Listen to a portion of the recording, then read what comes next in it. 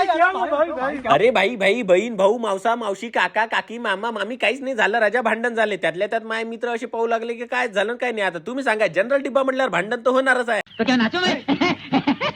बरं हे सगळं जाऊ द्या तिकडे. तुम्ही तुमच्या देशी गोविंदावर फोकस करा. तर रामराम मंडळी, स्वागत आहे तुमचं आपल्या पार्ट 2 मध्ये. तर आम्हाला पोहोचायचं होतं बाई नाशिक. तुम्हाला बोलता बोलता आपण पोहोचलो पण राजा नाशिकला. आता हे बोलायला सोपं वाटायला लागलं पण आम्हाला रात्री 3 वाजले राजा. त्यातल्या त्यात उतरल्या सन थंडी वाजत आहे आम्हाला. आमच्या पोट्ट्यांची हाल अशी होती की तुम्ही सांगूच नका.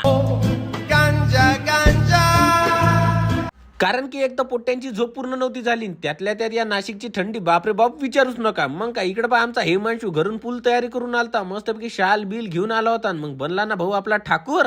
ये हात हमको दे दे ठाकूर. आणि तुम्हाला सांगतो माय कुत्रे आपलं सॉरी माय मित्र हे कुठं काय करतील याचा काहीच भरोसा नाही. तसं पाहिलं तर माझ्या मित्र सगळ्याच प्राण्यांचे गुन्हा आहे म्हणा, पण यांच्या अंगात कधी कधी भलतेच गुन्हे येते बा. कुठं काय करायला यायचं काहीच सांगता येत नाही. जसं की तुम्ही इकडे पाहू शकता. आता मेरे इतने करीब मत आओ, मैं तुम्हें बर्बाद कर दूंगी.